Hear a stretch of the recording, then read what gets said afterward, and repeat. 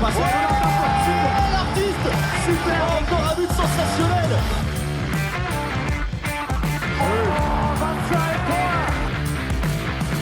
That's a brilliant bit of follow-up play by Mahe. Oh my goodness me, what a shot. Sagosen setter det hen! Han setter den! Vi i semifinale igjen! Hello everyone, welcome to the Uninformed Handball Hour, and it's time, at long last, for Cologne and the EHF Final4. It's Chris here, joined by Alex and by Björn Pazen, joining us from his home before he makes his way to Cologne. Björn, it's great to have you on. On a scale of 1 to 10, how excited are you for this weekend? 9.8, I would say. But the thing is very easy. The missing 0.2% are the fact that we expect temperatures of 35 degrees, which means in the arena it's 45 degrees maybe. So I'm still have to choose my right clothes for the event. Beach style for the win. Yeah, it's finally here. It feels like we've been building up to it for a long time. Later in the podcast as well, we'll be speaking to Vincent Gerard as well. I had a chance to chat to him. And Alex, I'm not going to ask you on your scale of 1 to 10 how excited you are, because you always surprise me by being a little bit dour about these things. But surely for the Final Four, you are hyped. I'm pretty excited. I'd say I'm a solid 9. Definitely, yeah, like above 9. It's a nice mix of teams. We've got got Berlin in there for as some fresh air. We got Nantes to add a bit of brass flair, and then Barcelona and Magdeburg are going to face off. So that's going to be fun. So I'm pretty excited. Yeah, Björn, heading into this weekend, you in your various publications that you work for, you have always some tried and tested articles that you throw out there, such as the stats, the facts and figures about the Final Four, which is always super interesting. But like in a wider kind of view of it, what do you think the big headlines are, the big storylines to follow in Cologne this weekend? So my first storyline is in the previous years, there was always a kind of rule in the Champions League. Those 4 teams that go straight to the quarterfinals make it to Cologne. And this year is only 1 of 4. So Sporting out, Veszprém out, Aalborg out, and only Barça in. So this means the advantage that you have when you go straight to the quarterfinals, not only having 2 matches less, but also the reverse fixture and home ground didn't count that much this year. This was the previous headline. And now the headline will be, what will Berlin show in Cologne? My nicest fact of it is that the last time Berlin was in Cologne, the coach was 19 years old. So Jaron Sievert was still playing in the youth team of Füchse Berlin, I guess. So, and now with becoming German champions, and especially the way how they played in the previous weeks, this will be amazing to see what Füchse can do. But of course, in Cologne is Cologne. Normally, those teams who are put in the favorite role never make it. So if everybody now is going for Füchse will do it, Füchse versus Barça or Füchse versus Magdeburg, then at the end of our talk today, we will find out, no, Nantes will win it. And that's exactly what I was thinking, because I saw, and maybe I'm skipping to the end here already, but I think, Füchse Berlin are definitely the story of right now, the story of this season. The huge Bundesliga title win has really cemented Mathias Gidsel and this team as a top team. And I saw in the official EHF predictions, disgraceful, with both of you, Chris and Björn, giving your predictions along with 2 other experts across the board, Füchse Berlin were predicted to win the Champions League. And that surprises me a little. Like, are they really that big favourites? It surprised me too, Alex. I thought I was being a little bit funky putting Berlin. But so did everyone else, I guess. Andrea Lekic and Rasmus Boysen also putting Barca as second place and Berlin as champions. Only Björn went for Magdeburg as the losing finalists, and only I gave Nantes a chance of winning a game this weekend in the bronze medal match. But yeah, I mean, what do you think what do you think it is, Björn, that has gotten everybody so excited about Berlin? I mean, there's an obvious answer there, but what besides Matthias Gidsel? Okay, besides Matthias Gidsel is what Matthias Gidsel is part of. When you see the last matches, I think in Bundesliga in the last 10 matches, they scored 7 times 40 or more goals. In Champions League, no other team had scored more goals. So it's how they play in attack. This is simple. They concede a goal and run. Gidsel, Freihöfer, Anderson, bong, Lichtlein, bong, goal. So I would say the average attack takes about 10, 12 seconds. And also the opposing teams know what they can expect. Gidsel makes a move and is through and scores. Or he passes the ball to Mazenic or to Lichtlein and they score. So it's this speed of attack they have. And of course, Matthias Gidsel is part of it. He needs 5 more goals to become top scorer of the Champions League for the first time ever. So this means that he had scored already 126 goals. And of course, he's the outstanding player of Füchse Berlin. Without him, they would not be that successful. Everybody knows this, but it's in general this high-speed attack what they play. And to be honest, their defense is not that bad. When you see with Mazenic and Max Dari and Dejan Milosavljev in the goal. And but even they know we can concede 34 goals and still we win the match. So this is absolutely impressive how they play. But now comes my but for Berlin, for Cologne.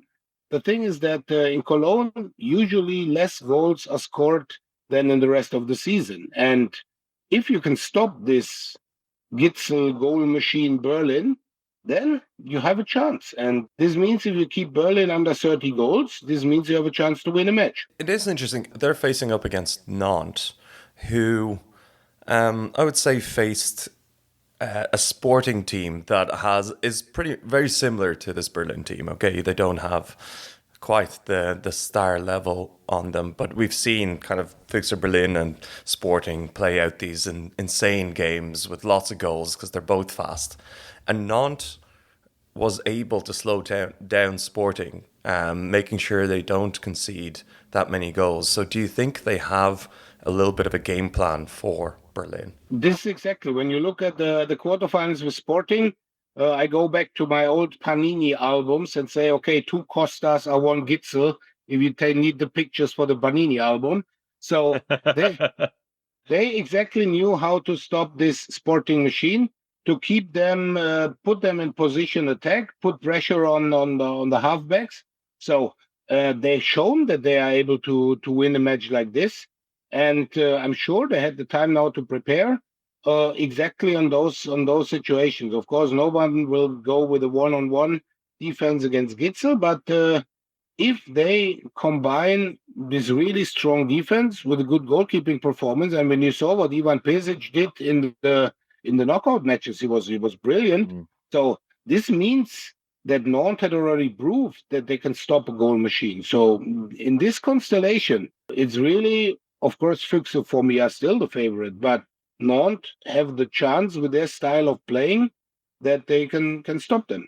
Do you think the fact that Alex, is maybe a question for you, like in response to Björn, like how does that sit with you? Do you think that tracks with this current Berlin team, like the form they're in at the moment, the incredible finish to the season in the Bundesliga, that exceptional quarterfinals, and the fact that they've passed every test, it seems, in the second half of the season with flying colors? Do you think there will be something in the opposition or something about Cologne that gets in their way? I think for me, the risk is that Füchse Berlin have achieved their biggest objective of the season, and that's winning the Bundesliga. And the relief, the celebration, the joy that all of the players have had over it's this season that they're partying. Okay, I don't know how many beers they've drank. I don't think it's been the wildest celebration yet, but it's this mental feeling of relief, like how laser focused they've been in the Bundesliga for the last couple of months it's been an extraordinary level. And I feel like the Champions League was just a byproduct of that laser focus in the league. You know, they're so focused, they've got this goal, and they just wiped every team that got it in their way, out of their way. And now that they've achieved this monumental first ever Bundesliga title, it's natural that mentally that tension, that focus is going to drop some level. You know, they can tell themselves that the job isn't done, we're still going. But I can't see a way that you kind of get back to that laser focus immediately after achieving something so big. And I think that's a major risk for Berlin going into this. And, you know, of course they're fantastic, but Nantes are a very good team that is going to be planning for them so much. And I think there's a real risk that they kind of come out the blocks a little bit slow, and then that's it. That's game over. Now comes the old wise man. We're going back 14 years exactly, and we go back to Cologne, and Hamburger SV, HSV Hamburg, just got their first ever German title in Bundesliga and came to Cologne and completely messed it up. So they had been 1 week on Mallorca, they had been partying, and they had a great chance for the first time they were in Cologne, and they had a great chance to also win it. So I don't think that Berlin is the same, because in Hamburg, what we heard from this party week in Mallorca, so in Berlin, they were allowed to have party until Tuesday night, what I read. So, and on Wednesday, they met again for the first training. So, but I still have in mind when this Hamburg team was going to Cologne and Kiel was not there, and they had really hoped to finish on top of the Champions League, and they failed. So this can happen exactly with this, when you boosted your whole character for winning the Bundesliga, and then you won it, and then it can fall apart. On Nantes, they are the team that I think a lot of people, I'm going to say this as nicely as possible, were kind of disappointed that they qualified ahead of Sporting, because Sporting were one of the darlings of this season. And I remember when we reflected on the quarterfinals, I felt kind of torn, but they were like very well-deserved qualifiers. Like, they were brilliant in that quarterfinal against Sporting and deserved the victory. Well, they have a fair amount of Final Four experience as well as a club, even though there is some fresh blood in there at the moment. And they have their own kind of superstar player who has missed a little bit of the season, but came back at a perfect time in Aymeric Min. And I think we were talking about him in almost a similar light until around the World Championship last year for France, because he was, or earlier this year for France, because he was so brilliant. What about this team do you guys think can see them break Berlin and maybe claim their first title? Definitely, Aymeric Min is one of the key players in this team. But we also have, you see, the good old man running on the wing, Valero Rivera. He's always among the top scorers. He's always the one on the penalty line, and of course, Aymeric Min showed an impressive season, especially in the national team, and he was back now. But there are still some others. Like, I still go for the goalkeeper Ivan Pesic, who can make a difference, or Thibaut Brier, this tall shooter. Sometimes he does not know what to do with his long arms, but if he uses them correctly, then he's a weapon. So I would say Aymeric Min and Thibaut Brier, they can be the factors for Nantes. And for me, I've talked about the impact that Nicolas Ternat has had on this Nantes team since coming back. I think it was a really important transfer for Nantes to get him back out of Kielce. And he's the type of player that really thrives in big game situations like this. You know, when you're really stuck, when a team is stuck, to have a line player of such quality to just toss a ball to, and, you know, likely he's going to do something for you, is is really important, and he's been that for Nantes all season. And together with, so Ternat, of course, mostly an offensive player, but Seiichi Yoshida, the Japanese defensive specialist, now has really kind of grown and grown this season. So as a duo, where Ternat is the offensive weapon, Yoshida is the defensive block, it's really good. It's a really good combination that works, that has been very solid for him all season. And someone like Yoshida is very nimble and fast on his feet, which is absolutely needed when you're facing the whirlwind of the Füchse Berlin backcourt. And they love a fight as well. I mean, both teams do in their own way. They both can play really beautiful handball, but they also like, and they're willing and ready to get into a scrap. They have players on both teams who are kind of like the enforcers as well. So I think that does go into what you were saying earlier, Bjorn, about it. In Cologne,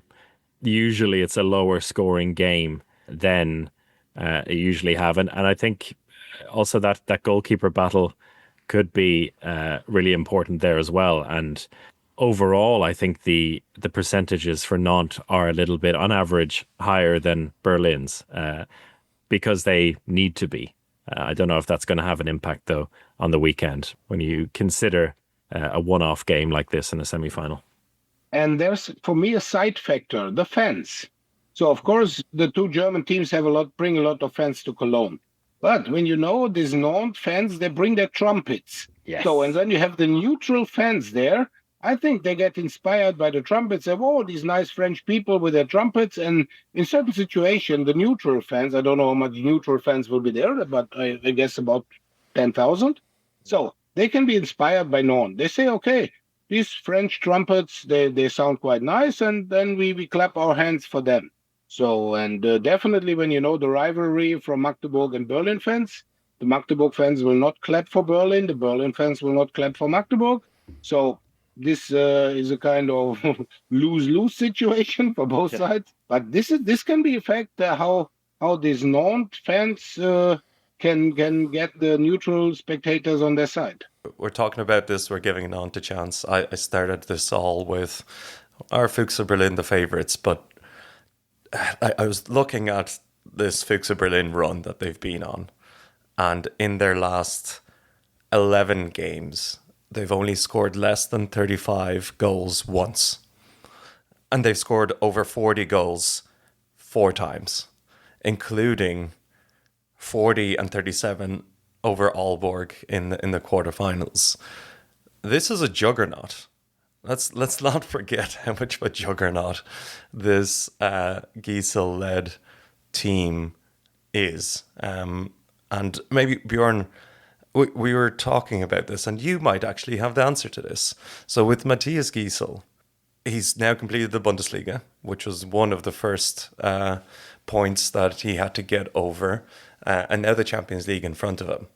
If he wins both, if he's the best player in the Bundesliga, he wasn't top scorer, but definitely the best player, top scorer in the Champions League, World Championship champion, all in one season. Can you think of a better individual season from a player in the past? Definitely not. So don't forget, he was Olympic champion at the beginning of the season, exactly. Including MVP of the Olympic Games, a top scorer of the Olympic Games. So, yes, I had thought you will ask me now if it's time to retire for him. So, so please not, because I think we need a spectacular player like Mathias Gidsel. No, to be honest, there were, when you look back, maybe some other Danes like Mikkel Hansen, Niklas Landin, or Hans Lindberg, maybe. They had a run like this. But they never been the top scorers and MVPs of all events they played. So in Bundesliga, okay, there was Marco Grigic, a 20-year-old German. He was ahead of Gidsel, but Gidsel broke an enormous record in the best ever field goal scorer in one season, because he doesn't shoot any penalties, and he scored, I think, 276 field goals.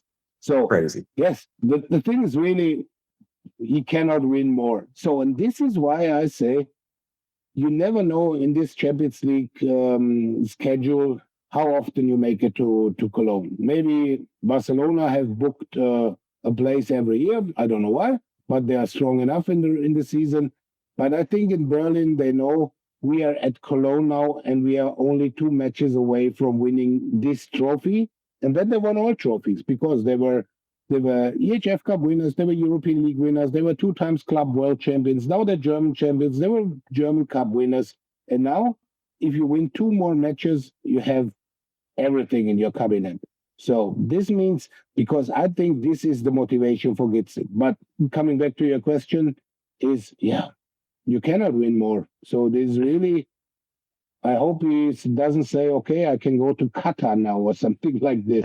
He's enjoying himself far too much for that. Yeah, he says, I'm still a child. I want to have this ball in my hands, and I want to score, and I want to run, and I'm still a child. So let him play, please. He definitely plays like that. Yeah, and it was interesting in the wake of winning the Bundesliga. In the post-match interview, he said to his team, "We're the best team in the world. We need to show it." In the context of beating reignite Leuven, you don't say that you're the best team in the world and then not show up at the Final Four the next weekend. That where you have a chance to prove exactly that. So really interesting. And I think all on board with them being favourites by all means in this semi-final. And before we go into our second semi-final, it's a perfect time to speak about one of the players in that semi-final, Barcelona goalkeeper Vincent Gerard.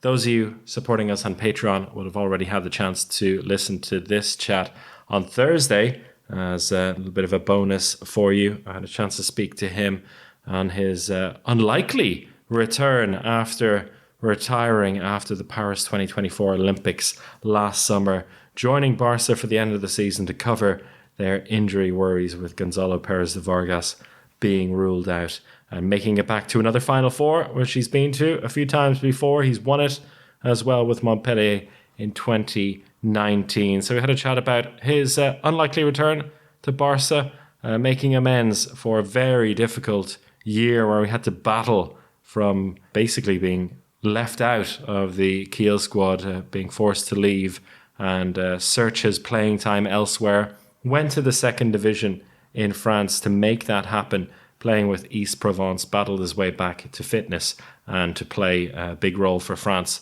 at the Paris 2024 games, where they lost in that very memorable and dramatic quarterfinal against Germany. How he's looking forward to another crack at the title, and also playing alongside one of the best goalkeepers in the world right now in Emil Nielsen. Let's hear what Vincent had to say. Hello. It's nice to talk to you again. Also in a shirt you're wearing that I don't think anyone expected 12 months ago when you were playing with East in the second league in France, battling to get into the Olympic team, and here you are 12 months later. It's quite crazy, huh? Yeah. The end of my career was totally unexpected, At the very beginning, I planned to stop my career in San Rafael and to play for them until still, I don't know, 5 years. And but we did not manage to find any way of collaborating together. So in Kiel, yes, I had this problem of injury, and we did not find a solution for me to play. 6 months before the Olympics, I was really in trouble because I don't have any club, and so for that, playing in it was a great way to be back on track and to be a part of a project. And after the Olympics, of course, I'm not happy about the results, but for me, it was a hard way to ending my career because in front of my family, in front of my friend. To lose like that, it was really hard. But after 8 months, it was in somewhere in my head. Okay, I know that I want to stop my career. I don't want to play handball anymore. I don't want to train every day. But for such a project like that, for 3 months, being professional handball player again. And with big objective, big goals. It is a real pleasure. Can you tell me a little bit about how it all came about, the getting in touch with Barça, and how much convincing did they need to give you, or was it an easy thing for you to say yes? Yeah. The point is, when Gonzalo was injured, they were searching for a goalkeeper, but they did not find. And at the end, they say, okay, maybe we can play like that. But I think at one point they said they think, okay, it could be dangerous if Emily is injured. We're gonna go to quarterfinal. We're gonna go to eventually Cologne without an experimented goalkeeper. I know that Gonzalo talked about me. I'm really happy that he thought about. And they called me. They say, okay. I say, okay. The main problem is for me to manage it with my personal situation with my kids. So for that, it was a little bit complicated, but the club was very comprehensive about my situation. And we find a way for me to be there during all the training, and also to my family to come, and me also to go back to France for example during the international week. And so in such a short period, everything was in the planets were aligned to be a part of this club. Lovely. And I remember you spoke to our friend and colleague Kevin Damas as well in an interview, and you said that you were aware, and we see it in handball a lot, in the first year after your career, opportunities will come, probably, or there's a chance that opportunities will come, particularly for a goalkeeper. Did you have many people knocking on your door? At the beginning, I received some call about club, but as I said, the problem is not playing handball. It's about my situation, and I think I did. I really think that I did what I have to do in handball, and discovered a new country, discovered a new. Be a part of Barcelona was really unexpected. I'm very proud about that. But it was only possible because it was on 3 months, 2 months and 2 weeks. So it was really everything was done for that. But when I received some call from other clubs, I say, okay, I'm happy you called me, but sorry, I won't go because I'm not ready. I know what it asks to be a great handball player, and I wasn't ready to give it during one season. That's understandable. How has it been trying to find your rhythm again after 8 months away? I guess with a club like Barcelona, you're playing and training with such high level players. How long did it take for you to click and say, okay, I'm Vincent Gerard again, the goalkeeper? It's complicated because your head think you stop handball yesterday, but your body reminds you that no. And handball was not the biggest problem because I'm a goalkeeper.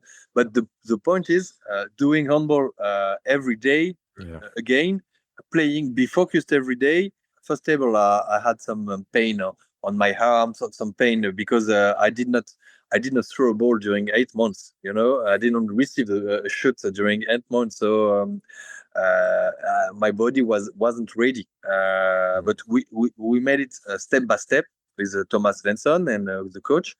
But as you said, when you come, it's not easy. You come on the field and you played against some of the best players of the world, and you want to prove them. You want to prove to the club that you are not. You will be. You can do what they want. So it was complicated, but really I really enjoyed because it's feel I feel like if I was a new player, new adventure. It's everything new and just total pleasure. You don't have the stress to be okay. Next season, will I have a new contract? No, I know I'm here. I'm here for 2 months, and I'm here just to enjoy and just to be a part of this club. So no pressure, only handball. It's great.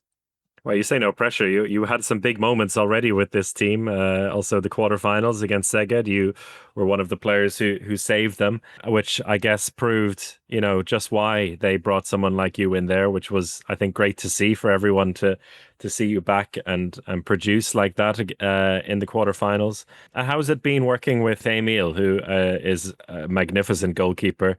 I think everyone is really excited about him, and a different style of goalkeeper as well. Yeah. I was very happy to play with the goalkeeper like Emile, because I play with Omeye. I play with the best goalkeeper in the world, and Emile is one of them. So I was very happy, and everything was really clear since the beginning. I'm not here, practically, I'm not here to play. I'm just here to help him to be good. Sometimes it's playing. For example, I played a lot in Asobal. I play practically half the time, and when he had some pain, I could play a whole game. But the point is, it's very clear. I'm here just for helping him. I'm not here for anything else. So it was really great to be the number 2 for Barcelona and to be in the role we decided before, which is really clear. And when the roles are clear, it's always easy to work. For him, it's been a crazy, I think, 18 months or so. If you think about the last season with Barcelona, the Olympics, which you experienced as well, the World Championship, and it felt like when the injury happened to Gonzalo, that in his body language and the way he played a little bit, he was feeling it as well. It was like all of a sudden he has to almost do it by himself. So have you felt like with your arrival that it has helped him to maybe not relax, but to take some time for himself as well to get back to where he needs to be? Yeah, 2 points. I think with my coming, maybe he feel that in some game in Asobal, for example, he would not have to play an entire 60 minutes because I'm here. So maybe physically it's better for him that I'm coming. And also, okay, I say he has to be good, because if Emil is good, we're gonna I'm not sure, maybe we could win. But for me, yes, maybe I say, okay, if you're not good, maybe I could help. And what happened in the during the quarterfinal.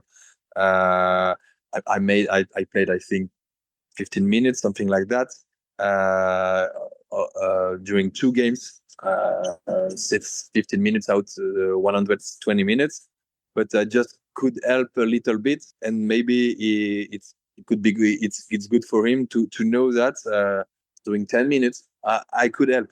You mentioned earlier about the kind of sudden finish back in Paris. Well, it was in Lille in the quarterfinals, where the journey ended for the team and for you in those circumstances.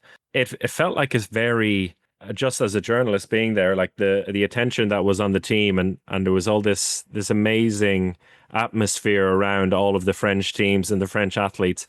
But at the same time, a huge amount of stress and pressure being put on the team as well. I guess when the start wasn't as perfect as it could have been. Now that you've had some time since the Olympic Games, what's your reflection on that experience? I'm think you know what I said.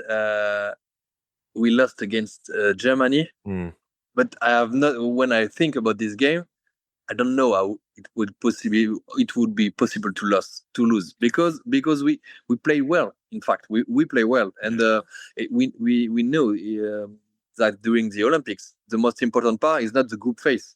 You have just to reach the quarterfinal, and for that we did the job. And I cannot rewrite the history. I don't know what could happen if we won against if we had won against Germany, but for that, I don't think there was too much pressure. Okay. We just prepare for this quarterfinal, and we, in fact, we played well. We played well, and when we lose, it's exactly the same. I think we have the same feeling than Sweden in January. You know, they play well against France, but they lose in semi-final because of 30 seconds of the end, the last 30 seconds. So for that, on my point, I'm a little bit disappointed because I think they won against Sweden. France won against Sweden like that, and we lose against Germany. And I was there only for one game, and it was the game we lost. But when I think about that, really, I don't think we of course we did some bad things, but I won't change anything. The point is, we were up with 6 goals, I think, and we lose at the end, and nobody, even I think even the German player, if you look at him when they scored the 7 meters, 3 seconds, 10 seconds before the end, for them it was over. So yeah, it's happened. It's really sad. It's somebody I still make nightmare about that, but it's like that, and I don't think we do, in front of the you are talking about the public.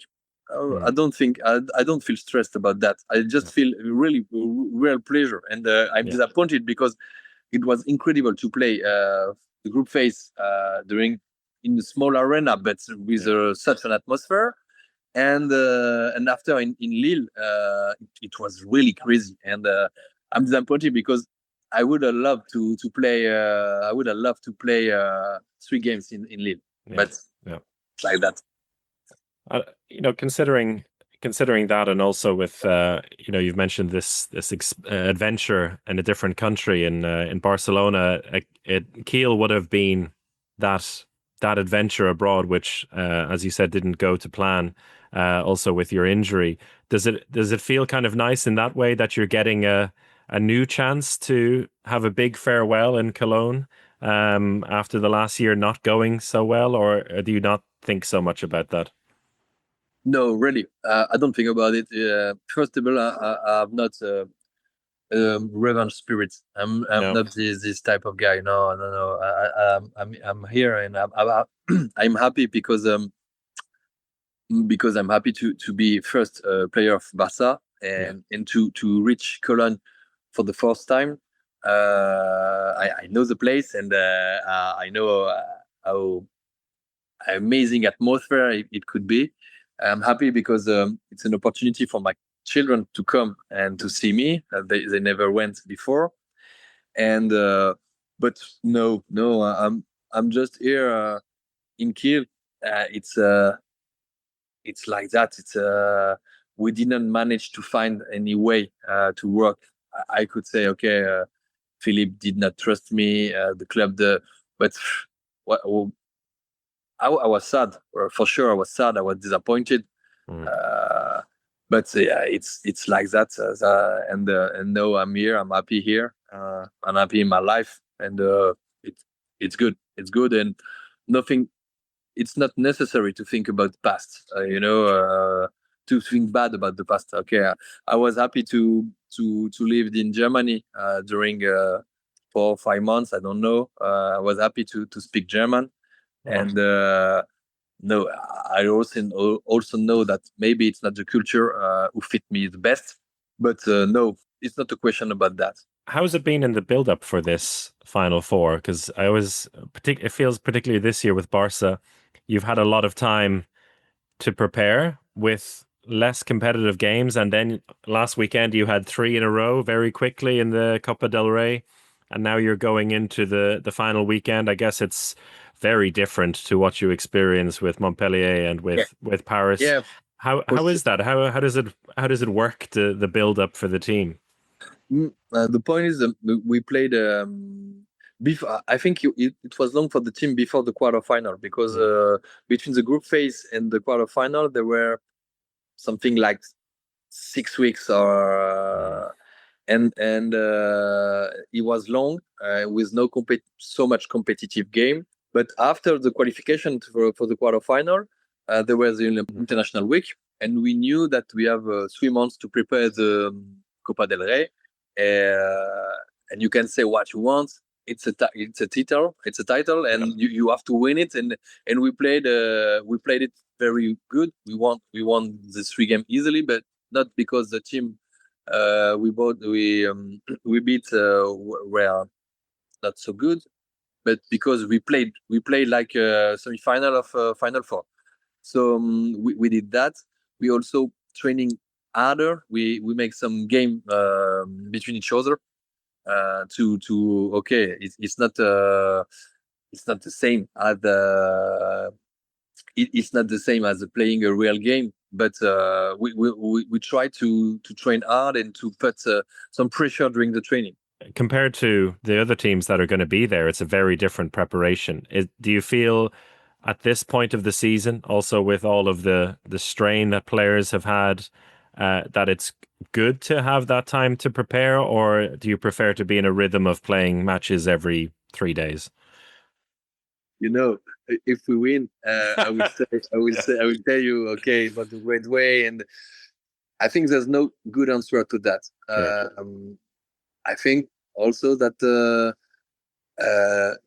it could be a trap. It could be a trap to think, okay, we have 3 weeks with no hard game. Okay, we're gonna train hard only during the last week. But I think we did not. We trained very hard during all the time after the international week. We trained very hard, and we have only one main objective. It's the Final 4. So we are maybe less stressed than the other team. Yeah, when I saw what Magdeburg did, or Nantes, or playing for their life practically all 3 days. But for me, we managed to find solution for players who were little injured, who were some small physical problem. So it's a good way. Yeah. But for sure, the only answer would be on the field. On the field, yes.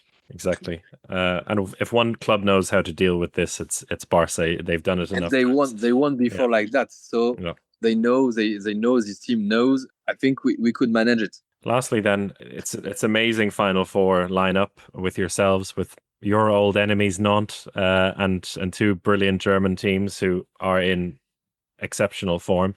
From your experience with Montpellier and PSG, what do you think it comes down to in the end? These 2 amazing days in Cologne. What decides in these fine margins who comes out on top? And as good as me is that in Cologne, you can be prepared, you can be informed, you can everything can be different. So maybe the management of emotion, of feeling, will be the key. To be okay, we know that it's going to be difficult. All the players are also tired, but no, everything can happen. A goalkeeper with 20 save, a player with a day he never reach anymore. Everything could happen. So I won't tell you, okay, I think Barça will be in final. Of course, we do everything for that. But really, it's just a question of one day. And we also know that in one day, all of the 4 teams can win. Well, on the mental side, it seems like you're in a very good place to enjoy this weekend. It's going to be a pleasure to see you in action again. Yeah. Nice that you can bring the family as well. I think sounds very special. What it's funny that I was in discussion to comment the game for. Oh yeah, you would have been sitting alongside me. Yeah, so I hope next season. Yeah, but yes, it's funny. It's unexpected, and I really want to enjoy, but not enjoy like if I would be in spectacle in circus. Yeah. Enjoy and be a part of this journey. Pleasure to see you again. Safe Thank you. journey to Cologne. I'll see you there. Yeah, thank you. Thank you to Vincent Gerard. A fantastic chat and lovely to hear from him as well. He's a player and a goalkeeper that I think has had a lot of mixed reviews over the years from different fans, but his stats, although there's been some occasions where he wasn't able to pull it out of the bag for France, but he has been fantastic in his career. Think about his all-star goalkeeper performance at the 2020 Olympics, where he won gold with France, winning that Champions League with Montpellier as well. A fantastic goalkeeper, and it'll be fun to see him in action for Barça, who are taking on Magdeburg. A modern classic of the genre. What are you looking at ahead of this game, Björn? The penalty shootout, as usual. So we know Magdeburg will score the last goal with the last second in the regular time. Barcelona will score the last goal with the last second in the overtime, and then we have a penalty shootout, and then they bring Gisli Christiansson for the first time on court, and he will score the decisive goal to bring Magdeburg to the final. This is exactly what I want to see, Cologne. No, seriously. This match is absolutely close. So the problem or the advantage or disadvantage of both clubs is Magdeburg had to deliver every week in Bundesliga again and again. They had 2 Bundesliga matches in the last week. They needed to win. They won the last, or they were unbeaten in the last 13 matches in Bundesliga, but they didn't make it to pass Berlin. They were virtual champions at halftime of the last round, but not at the end. So, and Barcelona didn't have a match in the last 3 or 4 weeks. So they could recover, they could prepare, but they're not in the rhythm. So now you can say it's an advantage to fully prepare 3 weeks on one opponent, which is Magdeburg, or if you come straight from the last and even disappointing Bundesliga match day straight to Cologne and say, okay, we still can win something, but we have to beat Barcelona first. So this is always the people, when Barca win, they say it was the advantage. When Barca say lose, they say it's a disadvantage. If you compare Spanish league and German league. So this is exactly the question before this match. How fit, on which physical stage is Magdeburg, and how prepared is Barcelona? Because it is really 2 extremes in terms of preparation for these 2 teams. You can't ask for 2 more different schedules. No, this is really, the schedules are completely different. And then you see, okay, Barca, what I saw, more or less have the full squad ready for Cologne. Of course, except Gonzalo Perez de Vargas, who's replaced by Vincent Gerard. But Magdeburg, Musche is out. Gisli Christiansson is the big miracle, if he's playing or not. He has another shoulder injury. But history proved that even shoulder injuries doesn't stop him from scoring against Barcelona, what we saw 2 years ago. So this is the real fact. What is the physical situation of both teams? Yeah, I've been frantically Googling Gisli Christiansson verletzt here to try and find some updates. None coming. I don't know if either of you guys have heard anything in the grapevine about his availability. So I only saw the statement of Bennett Viga. They had the media call on Tuesday, and he's saying he's not been in training the last 2 weeks, and they still don't have a final diagnosis of what is going on in his shoulder. He will travel to Cologne because he never would exclude any player who played in the season from making it to Cologne, but he's definitely not sure that he's playing. But this can say everything. So I'd be shocked in the same way I was absolutely shocked the last time he played with a dislocated shoulder, but he shouldn't play. And if he does, he will not be anywhere near as effective as he should be, or get injured again. And I think that's a major loss for Magdeburg. He is a spark. He is a difference maker in these type of games. We saw it in the Champions League before. He hasn't had the best season. He's been under radar, but was getting into really good form in this run-in, again, as Magdeburg played a game every 3 days for the last forever. forever. They've just been playing every 3 days. But despite that, I think the crucial thing is that Felix Klar is there in good form. I think he's more important than Christiansen. He's become the most important player. He's been essential for them. And, pretty much when you look at Magdeburg's Champions League form, it fully rises and falls with Felix Klar's availability. So, he is their main man now. But, Philipp Weber has to play that left-back position as well. And he's been doing great, but it's Philipp Weber.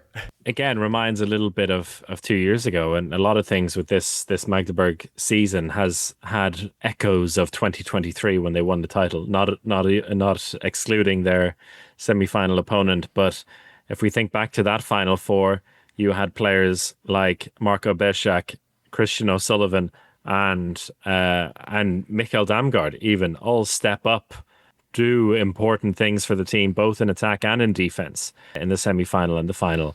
And I know you spoke to Christian O'Sullivan during the week as well, Björn, and he wasn't really interested in talking about his 4 red cards, but overall, what do you think their approach is going to be, assuming they are planning without Christiansen? So the thing was, I spoke with him between the last but one and the last Bundesliga match, and they were still in this tunnel for their last Bundesliga match. So he smiled a bit, of course, on the question on his 4 red cards, but he was asked it already right after the draw event, so he knew that it would come again. So in the end, I would say they have not won any title in Germany. They missed the Cup Final Four. They ended up as runners-up. Okay, they qualified for the Champions League again, which was their goal. So they have not any trophy won by now. So that is, in my opinion, the motivation that they say, okay, we have to beat Barça, and then in the final we can take revenge for a whole Bundesliga season against Füchse Berlin.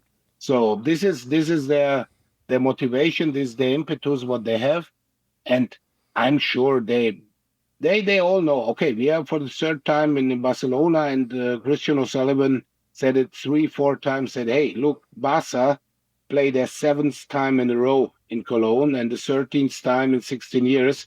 So what you need in Cologne is experience. And if any team has experience, then it's Barça. So they know how to deal with a tournament like this, but they're humble because they face Barça, I would say. It is interesting, and because Magdeburg are probably the only team in the world that has a positive record against Barcelona in the last 5-10 years.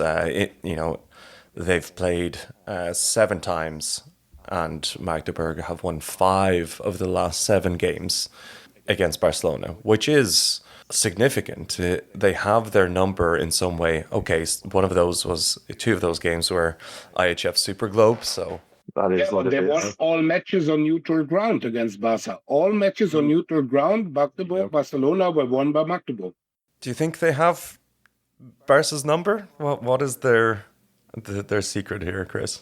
I think the secret here for Magdeburg this weekend against Barca is that they have, in a way that I don't think is super obvious, but they have really developed their style of play a lot over the year, and also their adaptability, which I think puts them in a good situation for this weekend. We think about this time last year, and we were like, okay, Magdeburg are finished.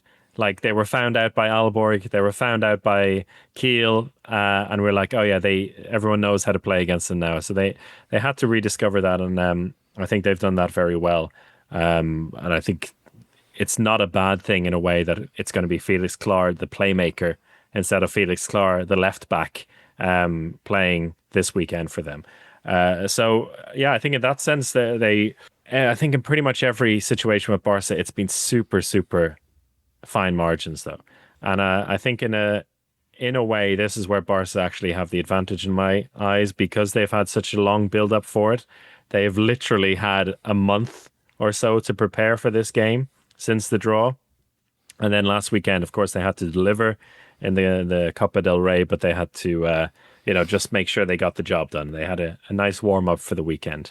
But for me, I think the key thing is going to be the fact that Emil Nielsen has had a month off and has been able to hopefully find himself physically and mentally, because that's one area which I think we talked a lot about in this second half of the season, where he's struggled a little bit. He's got the backup now of Gerard, who very much sees himself as the backup.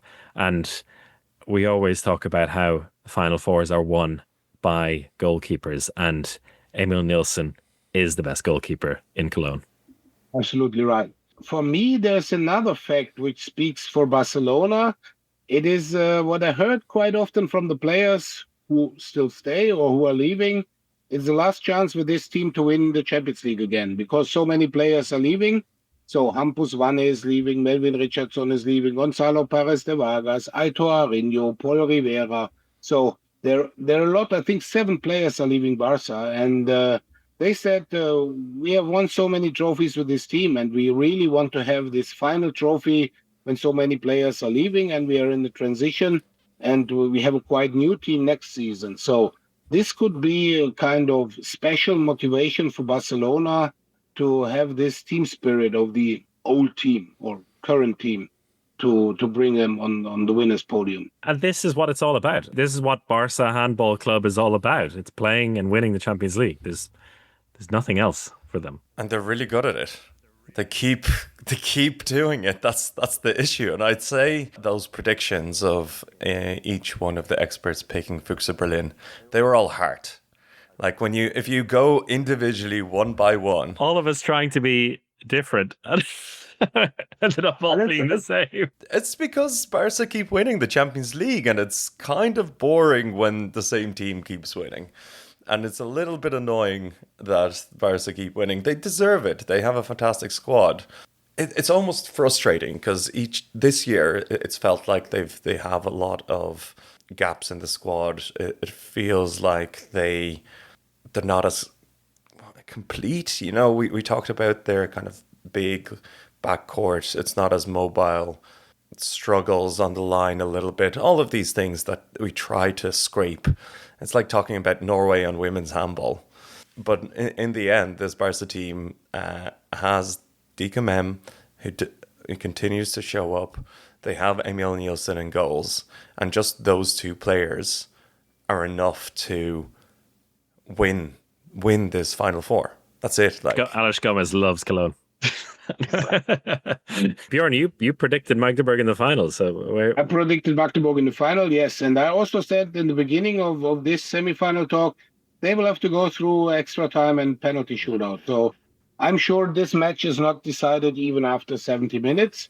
And I think that Magdeburg also saw Barcelona's last year semi-final against Kiel, what they did in the very beginning and how this match was decided after, I would say, 20, 25 minutes. This will not happen to Magdeburg because they stand in a clever way in defense. And when you talk about Emil Nielsen, also Sergei Hernandez was in a real good form the whole of the season. And now Nicola Portner came back. So they also have they have also 2 options to decide the match. Both have decided final tournaments already.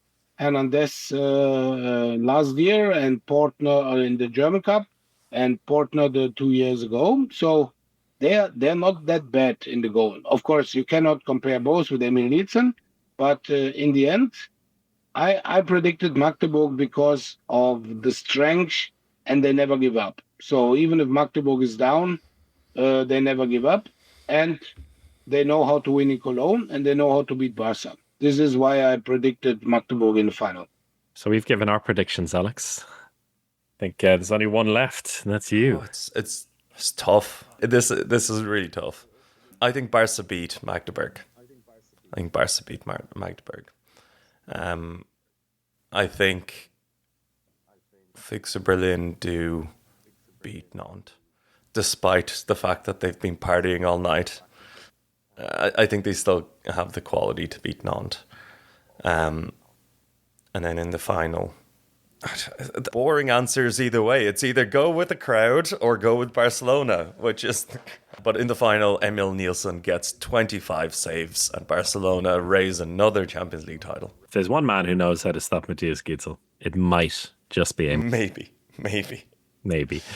Okay, lovely. Thank you for that, Bjorn. Great to get your insight as always, and looking forward to seeing you in Cologne as well, where you'll also be covering the youth Champions League final. Who's going to win that one? The final will be GOG against Barcelona.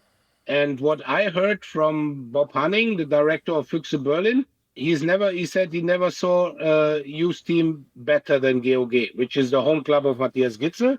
But when you see the statistics, how Barcelona played their tournament, the qualification tournament, they scored 80 goals against Paris Saint-Germain and Nantes, the youth team, and they split the goals on 16 players. So this will be a great final. And really, I cannot predict nothing against Eurofan Pellister and nothing against West Brom, but I'm really looking forward to see Barça versus GOG in the Youth Trophy final on Sunday morning in the Langstes Arena.